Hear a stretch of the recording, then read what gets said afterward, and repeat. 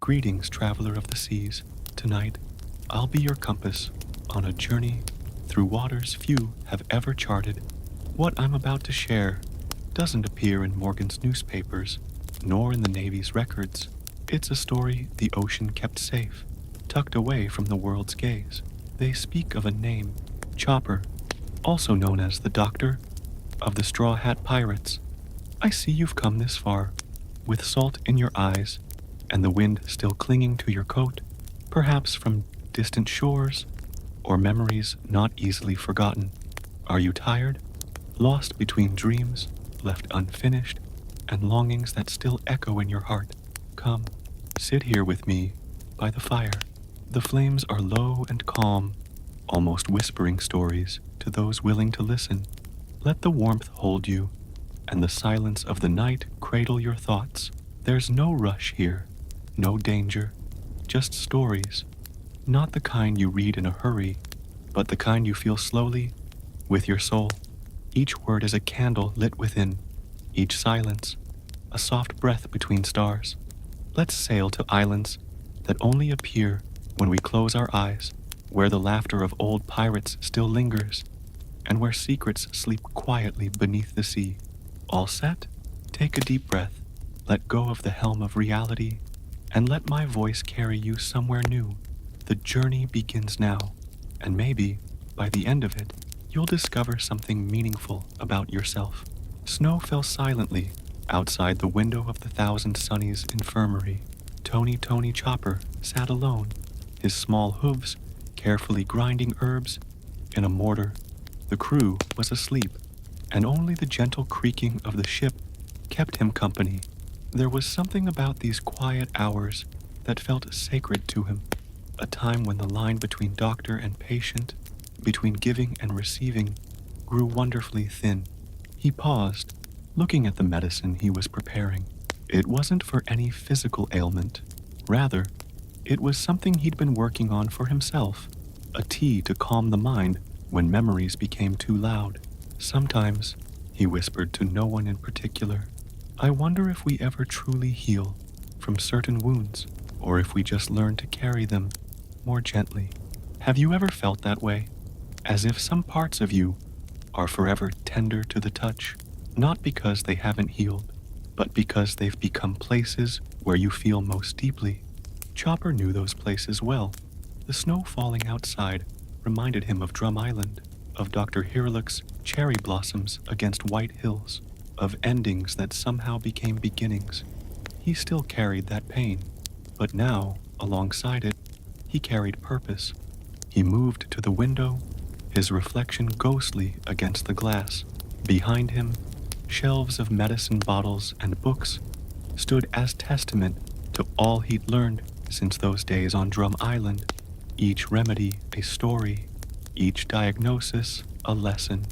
I used to think being a doctor meant fixing everything, he said to his reflection, making pain disappear completely.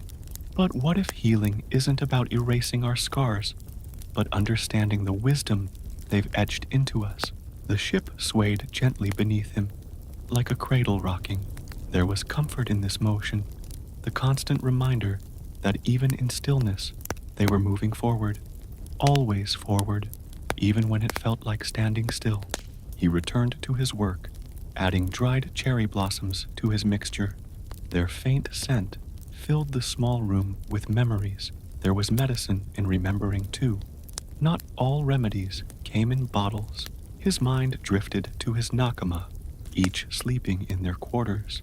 How many wounds had they carried across the seas?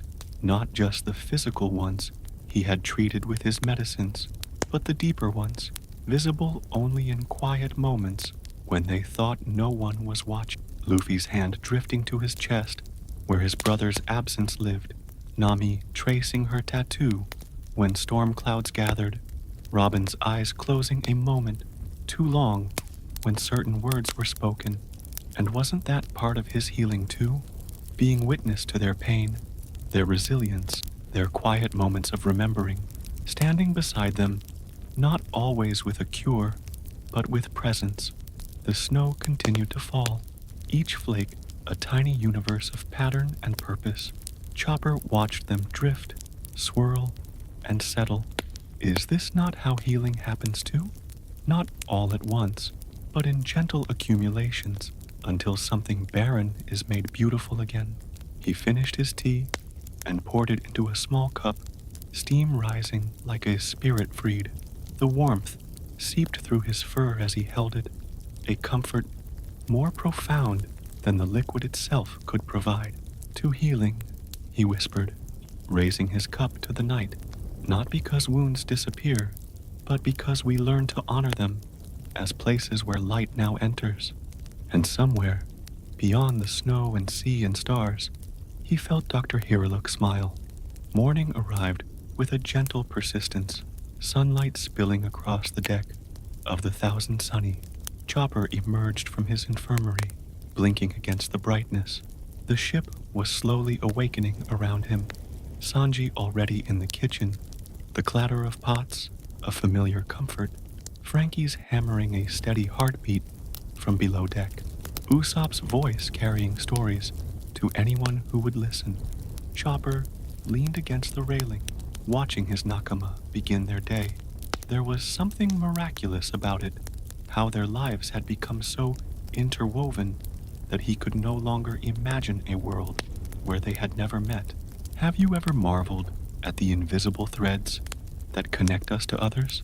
How someone who was once a stranger becomes somehow essential to your story. Good morning, Chopper, Luffy called, his smile wide and uncomplicated as he bounded across the deck. Chopper smiled back, a warmth blooming in his chest that had nothing to do with the morning sun. Morning, Luffy. His captain continued on his way, but something lingered in the space between them, that unspoken understanding that had formed over countless adventures, battles, quiet moments, a connection that required no words. Chopper thought about the concept of nakama. It was more than friendship, more than family even. It was a choosing, again and again, to be bound to one another through whatever storms came. He remembered how terrified he had been when he first joined the crew, how certain he was that they would eventually see him as the monster others had and cast him aside. And yet, here he was, years later, still chosen, still cherished.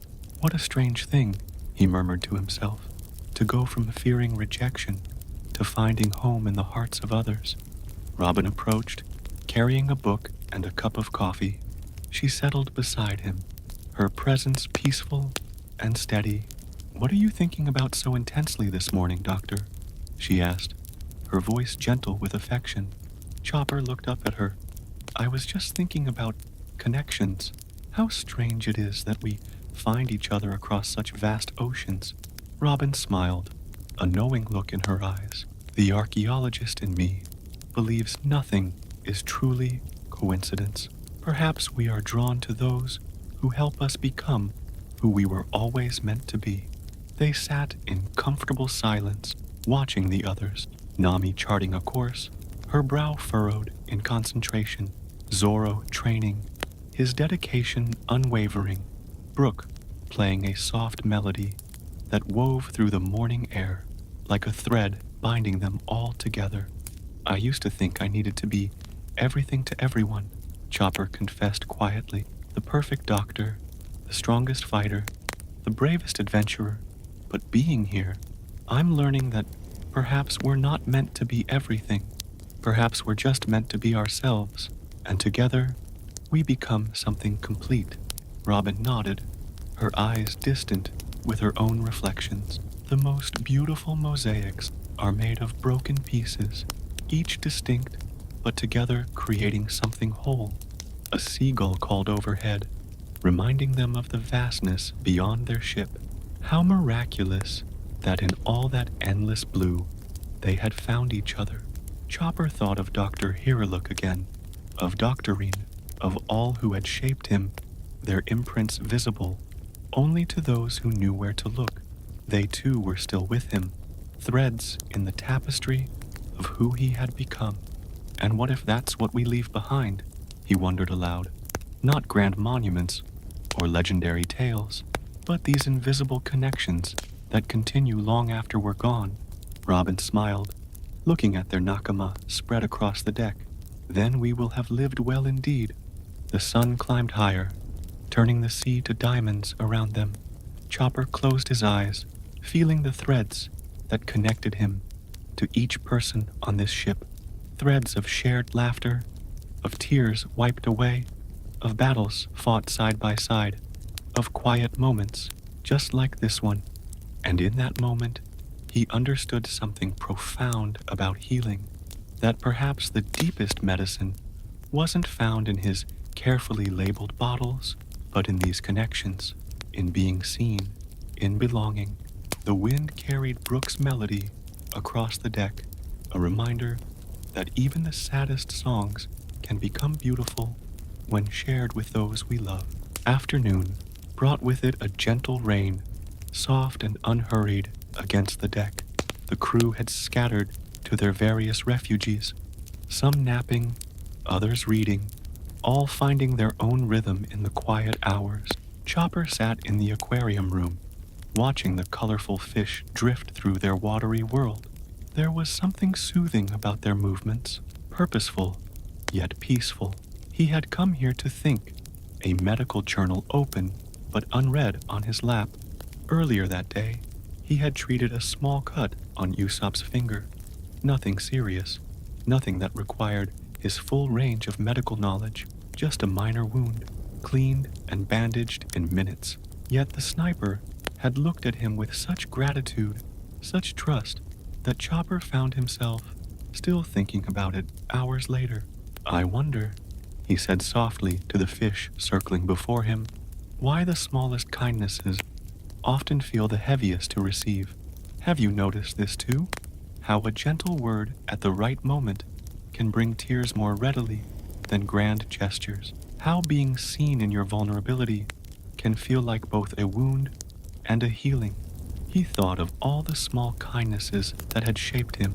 Hiruluk's hand on his head, Doctorine's gruff care disguised as strictness, Luffy's unflinching acceptance, none of them earth-shattering in isolation, yet together they had remade his world. The door opened quietly, and Sanji entered with a steaming cup. Thought you might want some hot chocolate, he said, placing it beside Chopper. It's good for thinking weather. Such a small thing, a cup of cocoa, an observation that Chopper seemed thoughtful, yet something in the gesture made Chopper's chest tighten with emotion. Thank you, he said, meaning it more deeply than the simple words could convey. Sanji nodded, understanding in his eyes, and left as quietly as he had come. Chopper wrapped his hooves around the warm cup, breathing in the sweet aroma. How many times had Sanji done this? Noticed what each of them needed before they asked, translated his care into food and drink and presence. The rain continued its gentle percussion against the glass, blurring the boundary between sea and sky outside. Chopper watched a small blue fish dart between rocks, then emerge again, transformed by the journey, even if only slightly. Maybe that's what we do for each other, he mused. Create safe spaces to disappear into when the world becomes too much, knowing we'll emerge changed in ways too subtle to name. He thought about his role as the crew's doctor. Yes, he set broken bones and stitched wounds, fought fevers, but perhaps his deeper work was in these smaller moments, a reassuring word, a careful touch, the simple message conveyed in each interaction. You matter. Your pain matters. I see you. Wasn't that what healing was? At its core, not just the mending of physical wounds, but the restoration of wholeness, of being seen and valued in both strength and vulnerability. The hot chocolate warmed him from within, sweet and rich against his tongue. He thought of Sanji in the kitchen, transforming simple ingredients into expressions of care, of Frankie building rooms that became shelters for their dreams, of Robin preserving stories that might otherwise be lost. Were they not all healers in their own way? The rain began to ease, sunlight breaking through in golden shafts, that danced across the water. The fish, sensing the change, swam more actively now, their colors more vivid in the new light. Chopper smiled, feeling something settle within him. The weight of being seen, of being offered kindness. Perhaps it felt heavy because it mattered, because in a world that could be cruel and vast and lonely, these small moments of connection were what anchored us. And maybe, he whispered to the fish and the rain and himself, we don't need to be extraordinary to change someone's world. Maybe we just need to be present, to notice, to offer what we can in moments when it matters most. He sipped his chocolate, watching as the last raindrops slid down the glass, leaving trails like tiny rivers on a map, each one charting a unique course, yet all returning to the same vast ocean. Outside, he heard Luffy's laughter ring out, bright and clear as the emerging sun. Another small kindness, the sound of joy freely shared. Chopper closed his medical journal. Some lessons couldn't be found in books. After all, evening approached with brush strokes of orange and purple across the sky. The Thousand Sunny had anchored near a small, uninhabited island for the night. Most of the crew had gone ashore to stretch their legs and explore, but Chopper had volunteered to stay behind and watch the ship. The truth was, he needed this solitude, not from any unhappiness, but because even the most devoted hearts sometimes need space to hear their own rhythms.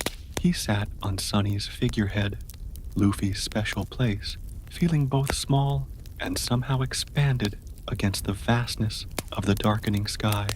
The first stars were appearing, hesitant lights against deepening blue. There's a different kind of courage in these quiet moments, he said to the emerging stars. Not the kind that faces monsters or storms, but the kind that faces oneself. Have you felt it too? That peculiar bravery required to sit with your own thoughts, to look honestly at your fears and dreams without turning away?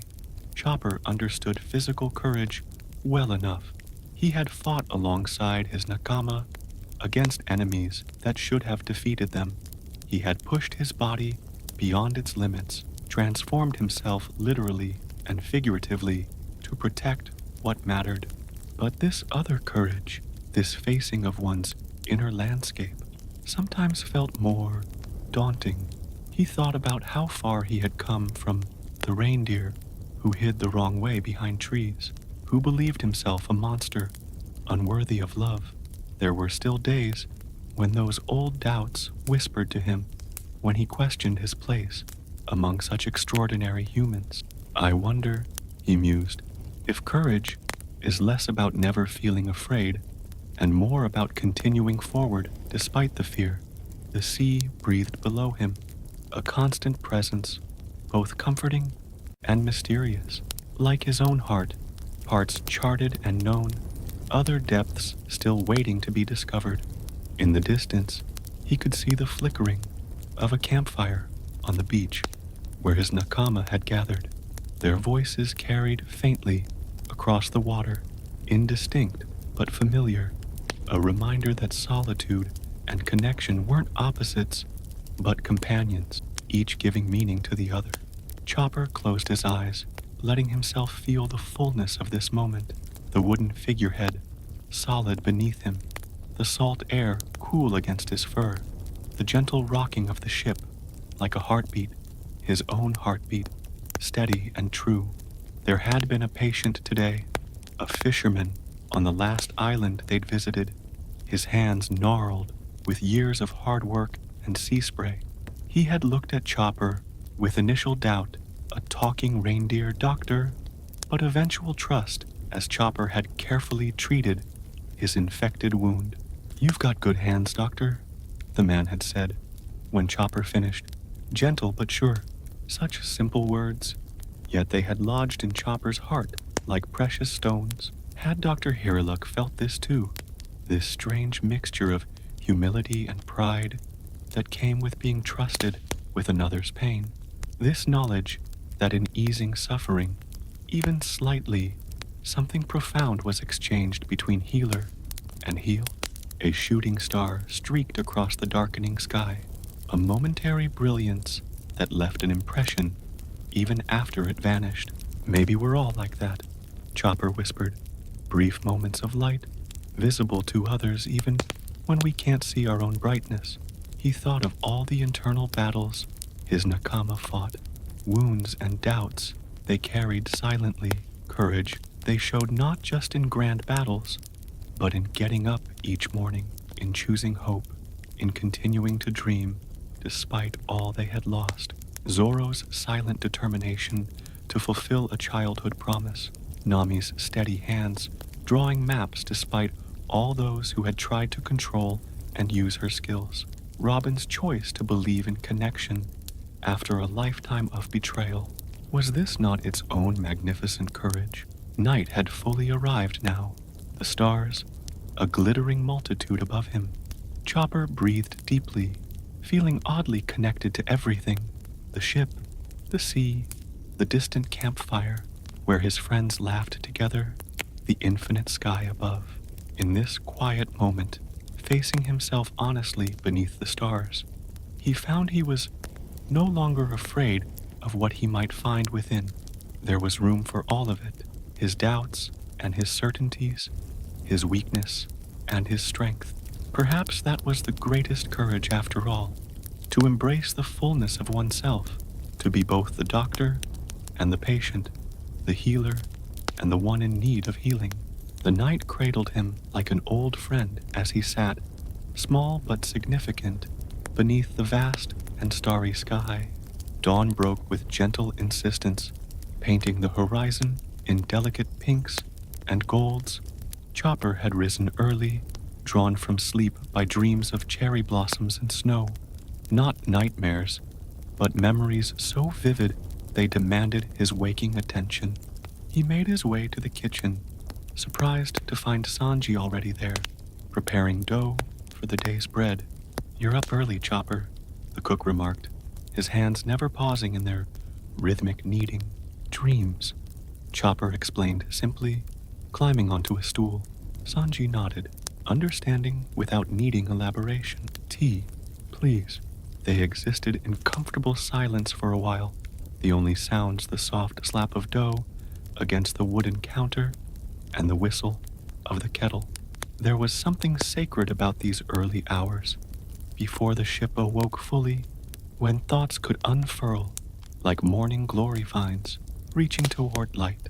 "I was dreaming about Dr. Hiraluk," Chopper finally said, as Sanji placed a steaming cup before him. Not sadly, exactly, just remembering. Sanji leaned against the counter, his own cup cradled in his hands. Memory is strange that way.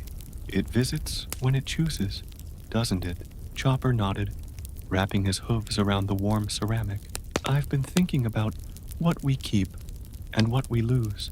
How some days I can barely recall the sound of his voice, and other days it's so clear I could almost believe he's in the next room.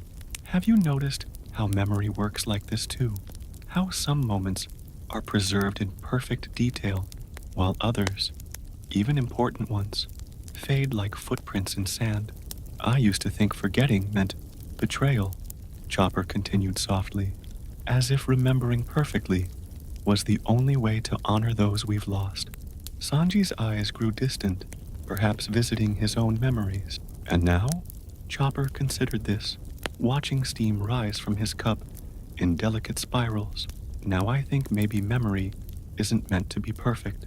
Maybe it changes because we change. We carry different parts of those we've loved forward with us, depending on what we need in the present." The kitchen was gradually brightening as the sun climbed higher, golden light spilling across the wooden floor. Outside, they could hear the first stirrings of their Nakama, a door opening, footsteps, distant conversation. "When I was small," Sanji said, returning to his bread making, "and first learning to cook, I'd cut myself constantly. My hands were always bandaged." He smiled at the memory. "Now I have calluses instead of cuts. The knives haven't changed, but my hands have. They've learned where the edges are." Chopper understood, what he was really saying. Time doesn't dull grief. It builds calluses where we need them most. Dr. Hiriluk used to say that there's no medicine that can cure a fool, Chopper said with a small laugh. I think about that often when I'm treating Luffy or Zoro after they've done something reckless. Some lessons bear repeating, Sanji agreed, with a wry smile. The ship was fully awake now, life flowing through its corridors and decks. Soon, the kitchen would be filled with their hungry, noisy nakama. But for now, this peaceful moment stretched between them like a gift. I think, Chopper said carefully, that memory is its own kind of medicine, not because it takes pain away, but because it reminds us that joy and pain can exist in the same space, that we can be both broken and whole simultaneously. Sanji nodded, his hands shaping the dough with practiced care. Like kintsugi, those Japanese bowls repaired with gold. The breaks aren't hidden. They're highlighted, made precious. Chopper smiled at the analogy. Exactly like that. He sipped his tea, letting the warmth spread through him. Outside, Luffy's laughter rang out, followed by a splash and Usopp's indignant shout.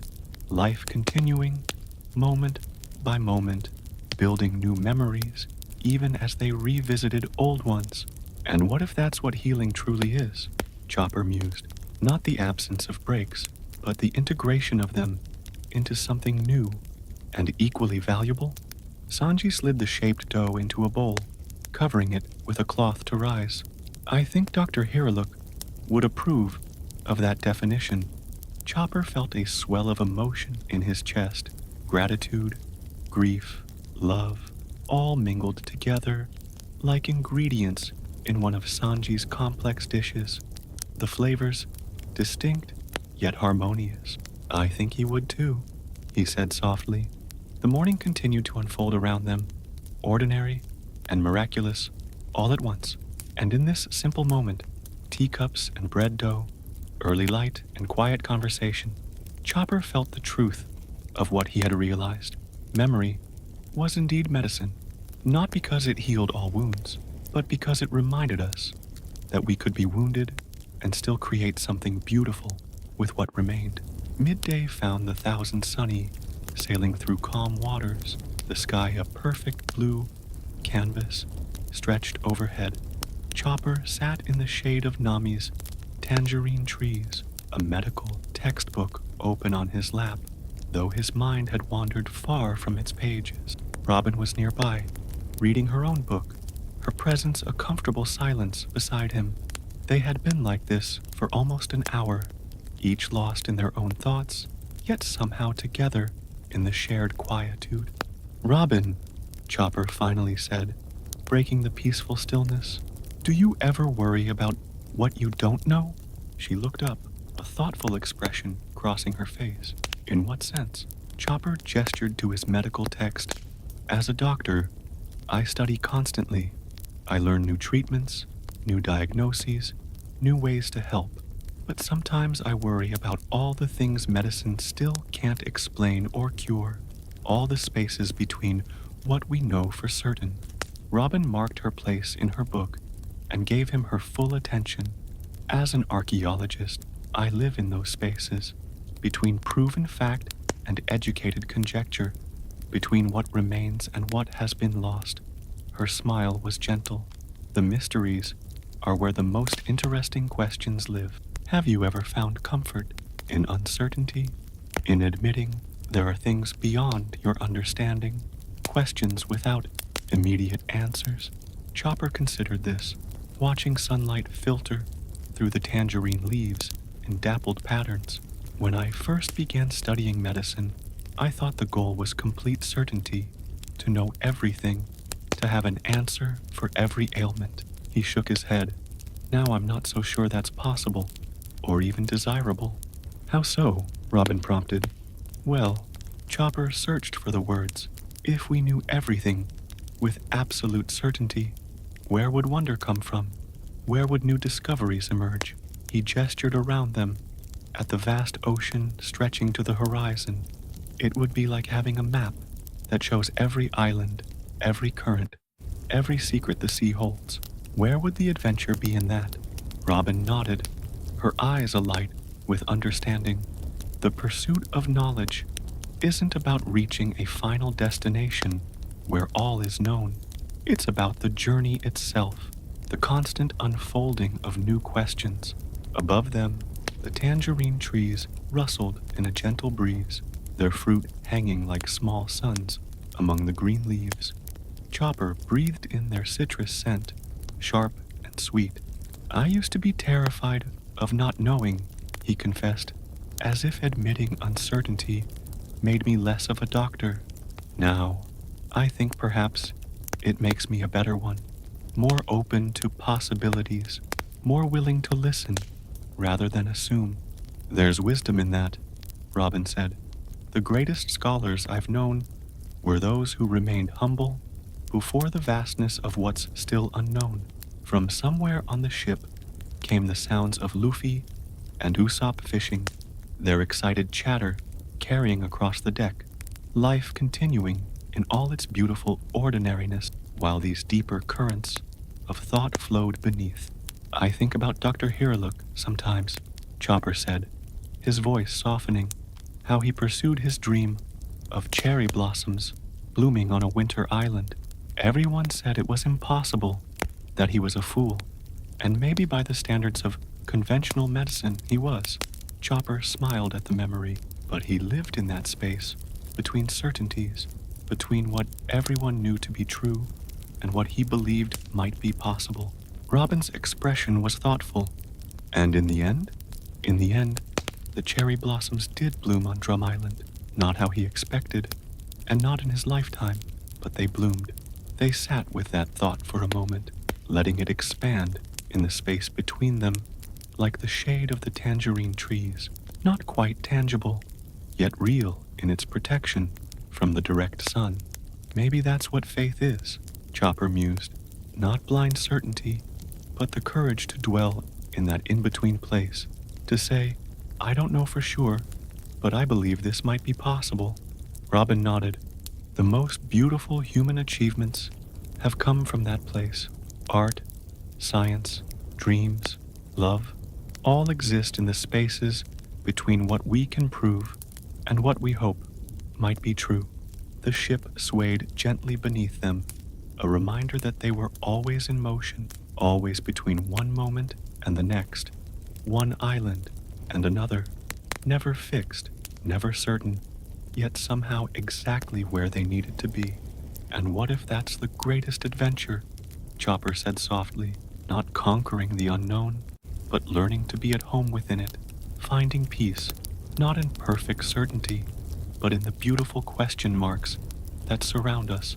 Robin smiled, returning to her book.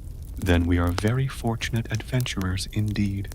Chopper looked back at his medical text, seeing it now not as a repository of final answers, but as a collection of doorways, each leading to new questions, new possibilities, the spaces between certainties, not empty voids, but fertile ground where hope and wonder could take root.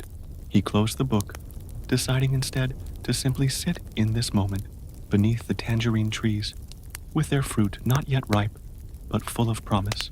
Sometimes, the wisest action was no action at all, just presence, attention, the courage to dwell in the space between what was and what might yet be. Sunset painted the sky in lavish strokes of crimson and gold, the sea below a mirror reflecting its splendor. Chopper stood at the railing of the Thousand Sunny, watching as the first stars emerged in the deepening blue above. They were approaching an island where they had been before, not Drum Island, but a place they had visited early in their journey together. Chopper could see its silhouette on the horizon, familiar, yet somehow different, like a face remembered from a dream. Strange, isn't it? Brooke said, joining him at the railing, violin in hand, to return to a place you once were, only to discover you're no longer the same person who first stood upon its shores. Chopper nodded, understanding exactly what the skeleton meant. It's like reading the same book years later and finding different meanings in the words. Indeed, Brooke agreed, drawing his bow across the strings in a gentle melody that seemed to capture the very essence of their conversation. Returns are never truly returns. They are new arrivals, disguised as homecomings. Have you experienced this paradox too? The strange sensation of being both visitor and native to places you've been before, to feelings you've felt before. The music floated around them, delicate as the last light fading from the sky. Chopper closed his eyes, letting the melody carry him like the waves beneath the ship.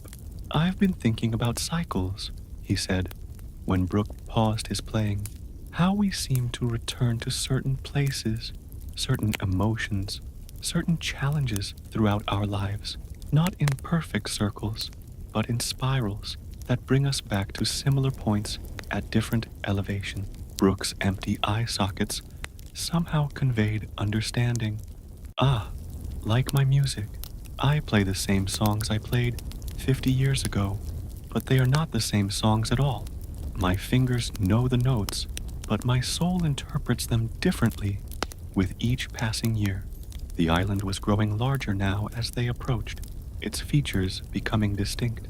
Chopper could see the harbor where they had first docked, the path leading up to the town, the forest beyond. I was so different when we first came here, Chopper reflected, still uncertain of my place among humans, still learning what it meant to be part of a crew. And now, Brooke prompted, his bony fingers poised above the violin strings. Chopper considered this. Now, I understand that belonging isn't about erasing differences, but celebrating them. That my place in the crew isn't despite who I am, but because of it. Brooke resumed playing, the melody shifting to something richer, more complex, yet with the same underlying theme. Growth is rarely about becoming someone entirely new. More often, it's about becoming more fully ourselves. The first lights of the island town were visible now, small golden beacons against the gathering darkness. Chopper thought about the people there, living their lives day by day, while the straw hats traveled the world. How strange to think that to those people, this was not a return, but simply another day in an ongoing life.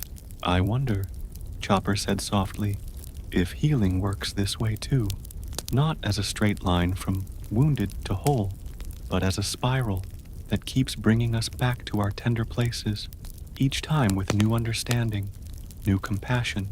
Brooke nodded, his music a perfect complement to the thought. The most beautiful melodies contain repetition, Doctor, themes that return, transformed by what has come between. The night had fully arrived now, stars scattered across the dark canvas above, like silver notes on a musical staff. The island before them was a deeper darkness against the horizon, its lights like earthbound stars.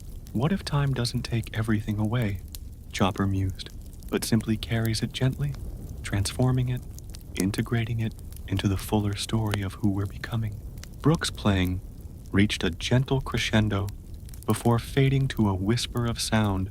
Then nothing is truly lost, only translated into new forms. They stood together in companionable silence, watching their approach to the island that was both familiar and new. Tomorrow, they would dock, walk streets they had walked before, see faces that might remember them. It would be both a return and a first meeting. The crew that came back was not the crew that had first departed. And wasn't there beauty in that? In the continuous unfolding, the spiral that brought you back to yourself again and again, each time with new perspective. Chopper thought of Dr. Hiraluk, of Doctorine, of all the patients he had treated, of wounds healed that left scars, of pain transformed but not forgotten, of cherry blossoms blooming against impossible winters. I think, he said, as the island grew ever closer, that there's a rhythm to return, a music in the way we circle back to what matters, what forms us, what challenges us to grow. Brooke's final notes hung in the air between them, a perfect illustration of the thought, sound that existed briefly, then transformed into memory, into feeling, into something carried forward, even as the vibration ceased. To returns, then, Brooke said, lowering his violin, and to the beautiful spirals that lead us back to ourselves. To returns, Chopper agreed, his heart full with the simple profundity of it all. The Thousand Sunny sailed on through the starlit night, returning to a place they had been before, carrying with them all they had become since their first departure. Morning dawned clear and bright. The island they had approached in darkness now revealed in all its familiar beauty. The Thousand Sunny had docked in the harbor, and most of the crew had gone ashore, some to gather supplies, others to revisit favorite spots from their previous visit. Chopper had just finished organizing his medical supplies and was preparing to join them when he noticed a small girl standing at the bottom of the gangplank, looking up at the ship with wide, curious eyes. He approached cautiously, aware that his appearance sometimes frightened children. "Hello there," he said gently. To his surprise, the girl didn't run or scream. Instead, she smiled, revealing a missing front tooth. "You're the doctor, aren't you? The one who helped my grandmother when she was sick?" Chopper blinked, searching his memory. They had been to this island over a year ago.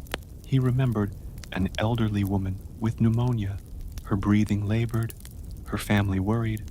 He had stayed with her for 3 days, preparing medicines, monitoring her condition. When they left, she had been improving, but still weak. "Is your grandmother well?" he asked, his heart suddenly anxious. The girl nodded vigorously. "She got all better. She tells everyone about the reindeer doctor who saved her life. She sent me to give you this." From a small basket, she produced a jar of honey and a bundle of dried herbs that Chopper recognized as a local medicinal plant.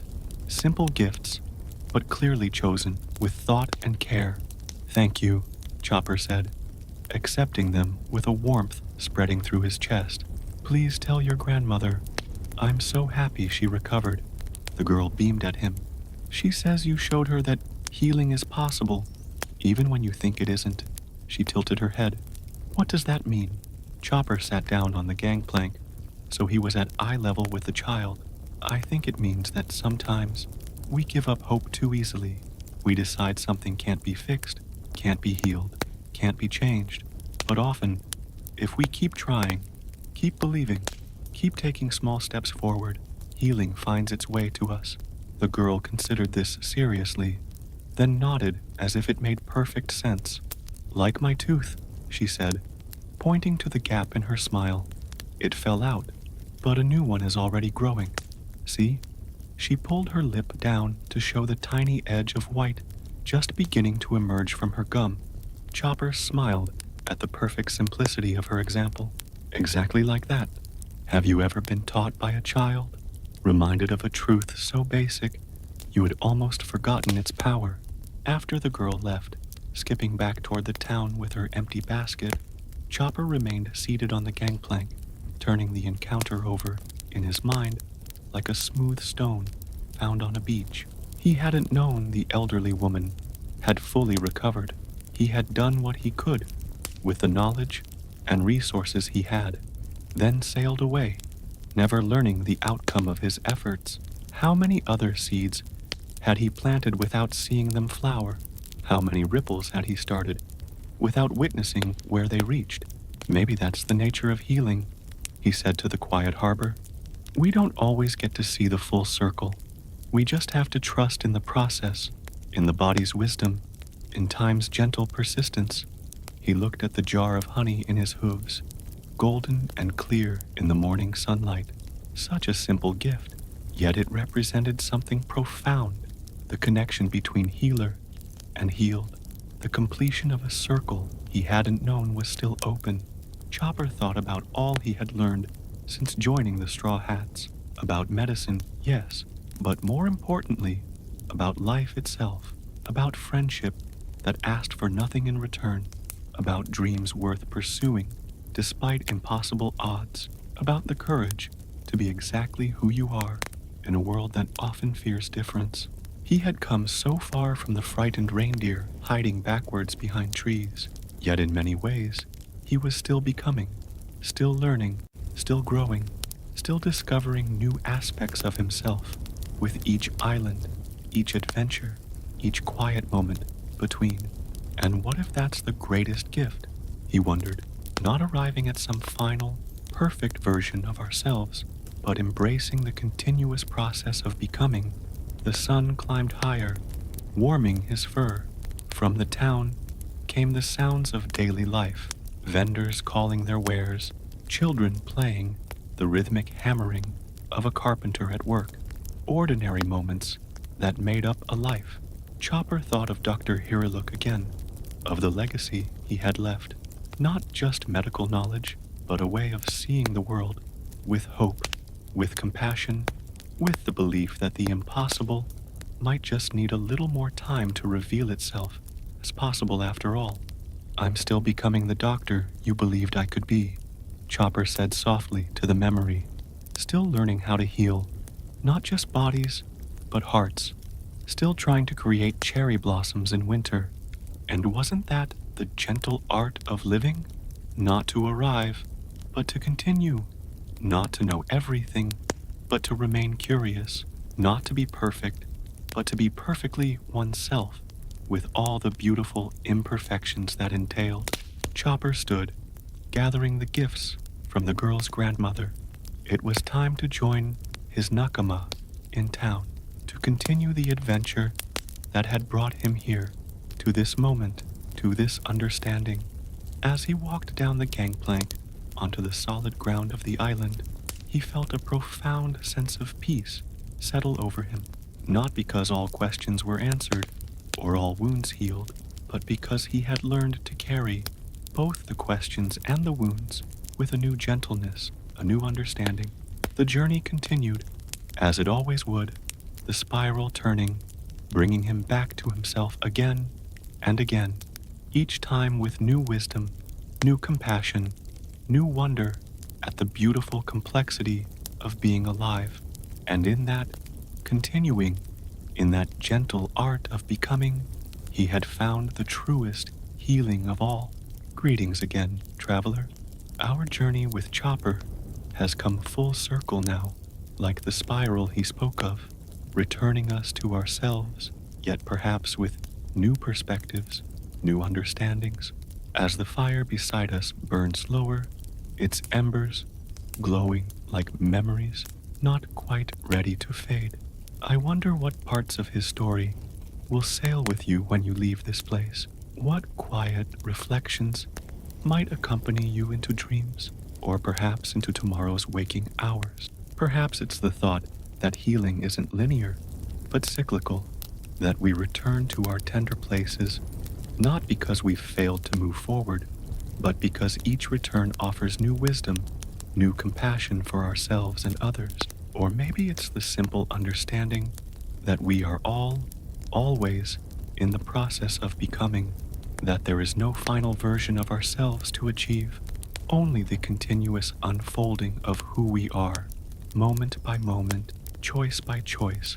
Whatever you carry forward, know this: like Chopper, you too are both healer and healed, both the one who offers compassion and the one worthy of receiving it, both the student of life's lessons and the teacher who shares them with others through your unique way of being in the world. The night grows late now, and other stories wait for other times.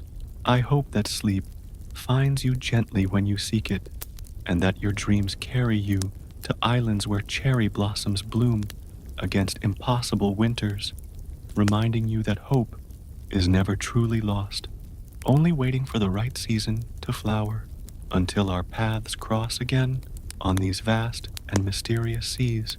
May you sail with courage, with wonder, and with the knowledge that the greatest adventures often happen in the quiet spaces between heartbeats, in the subtle transformations that occur when we're brave enough to simply be present with all that we are and all that we are becoming. Rest well, traveler of dreams. The journey continues always.